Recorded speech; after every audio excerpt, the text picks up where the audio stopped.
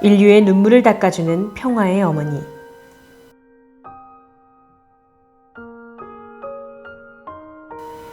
달래강 전설, 하늘의 섭리 잉태하고. 내 고향 안주는 예로부터 군사적으로나 정치적으로 매우 중요한 곳이었습니다. 안주에서 남편의 고향 정주까지는 불과 60여 킬로미터이며 평양까지는 75킬로미터를 더 가야 합니다. 아버지는 그곳 안주에서 태어났습니다. 청주 한씨 승훈 선생은 1909년 1월 20일 부친 한병건 선생과 모친 최기병 여사 사이에서 5형제 중 맏아들로 출생했습니다. 나는 아버지와 함께 산 기간이 무척 짧았습니다.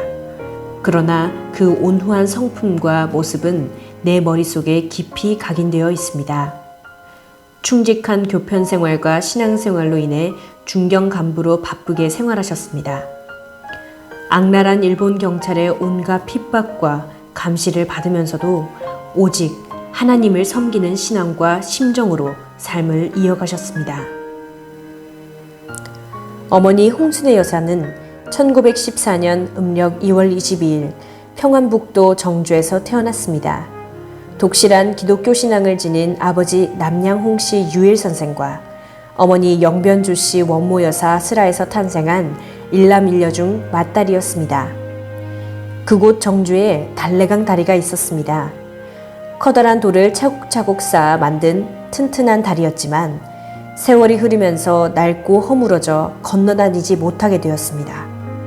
사람들은 먹고 사는 일에 바빠 그냥 방치해 두었습니다. 그러자 홍수에 휩쓸리고 모래더미가 밀려와 강바닥에 묻혀버리고 말았습니다.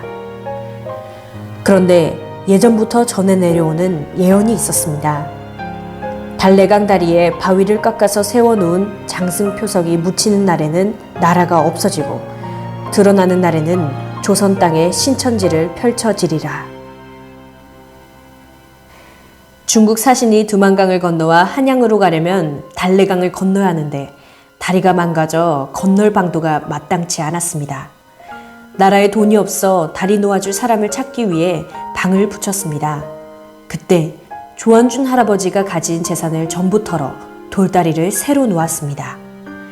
조한준 할아버지는 다리를 새로 만드는데 전 재산을 다 쓰고 엽전 3푼을 남겨놓았습니다. 다음날 다리 준공식에 신고 갈 집신을 사기 위해서였습니다. 그날 밤 꿈에 하얀 옷을 입은 할아버지가 나타나 말했습니다. 한준아, 네 공이 크구나. 그래서 너희 가문에 천자를 보내려 했는데 남겨놓은 엽전 3푼이 하늘에 걸려 공주를 보내겠노라.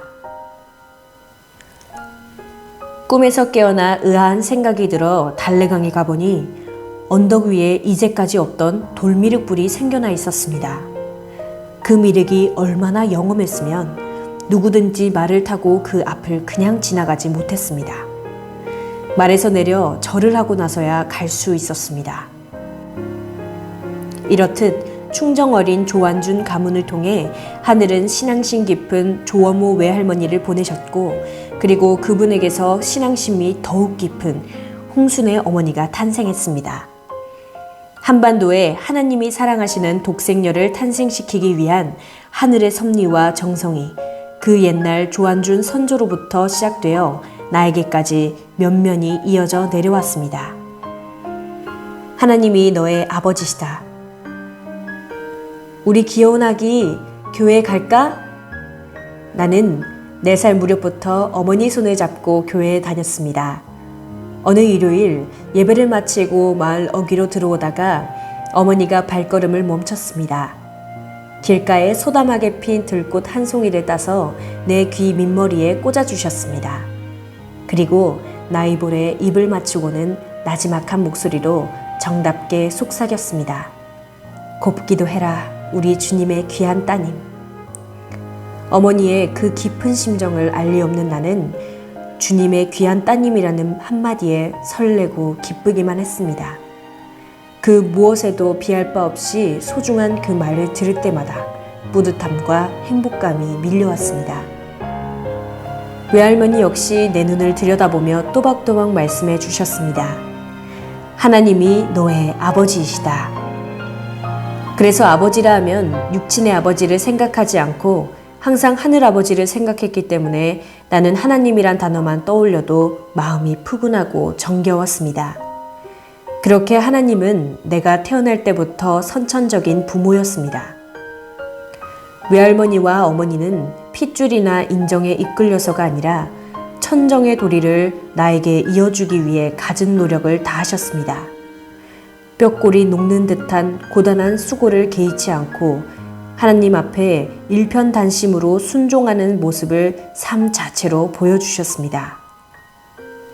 하루는 어머니가 물었습니다. 네가 태어났을 때 어떻게 울었는지 아니? 아기니까 응아하고 울었겠죠? 아니다. 너는 랄라랄라 노래를 했단다. 그래서 외할머니가 이 아이는 커서 음악가가 되려나 보다 하고 말씀하셨지. 나는 그것이 나의 앞날을 상징하는 것은 아닐까 싶어 마음속 깊이 새겨두었습니다. 그러나 내 어린 시절은 평탄치 않았습니다. 어머니가 출산 후 첫 미역국을 먹고 나를 안고 잠들었을 때 시커먼 뿔이 달린 사탄이 다가와 산천이 떠나갈 듯 호통을 쳤습니다. 이 아기를 그대로 두면 장차 세상이 위험해진다. 지금 이 아기를 없애야 한다. 그러면서 나를 해치려 했습니다. 어머니는 나를 꼭 껴안고 한거했습니다. 사탄아 썩 물러가라. 이 딸이 하늘 앞에 얼마나 소중한 아이인데 네가 감히 해하려 하느냐? 꿈속 싸움은 격렬했습니다. 얼마나 크게 소리를 질렀던지 외할머니가 깜짝 놀라 어머니를 흔들어 깨웠습니다. 얘야, 네가 아기를 낳고 속이 많이 허한가 보구나. 어머니는 일어나 앉아 나를 가만히 들여다보며 생각에 잠겼습니다. 태어나자마자 사탄이 해하려는 이유가 무엇일까? 분명 세상을 구원하는 사람이 될 것이라 믿었습니다. 그래서 어머니는 굳게 결심했습니다. 이 아이는 정성을 다해서 키우지 않으면 안 되겠다. 앞으로 세속에 물들지 않게 주님을 위해 깨끗하고 아름답게 길러야겠다. 어머니는 한 달쯤 후에 또 꿈을 꾸었습니다. 이번에는 흰옷을 입은 천사가 하얀 구름을 타고 나타났습니다. 순애야, 그 아기 때문에 걱정했을 것이니라. 그러나 결코 걱정하지 마라. 아기는 주님의 딸이고 너는 유모와 같다. 성심을 다해서 양육하거라. 하지만 사탄은 쉽게 물러가지 않았습니다. 내가 6살이 되어 북한을 떠날 때까지 어머니의 꿈에 흉측한 몰골로 불쑥불쑥 나타나 나를 해치겠다고 온갖 위협을 다했습니다. 나는 어머니가 들려준 꿈 이야기를 듣고 몹시 궁금했습니다. 왜 사탄은 나를 해치려 그리 애쓰는 것일까? 또 왜 그리 오래 따라다닐까?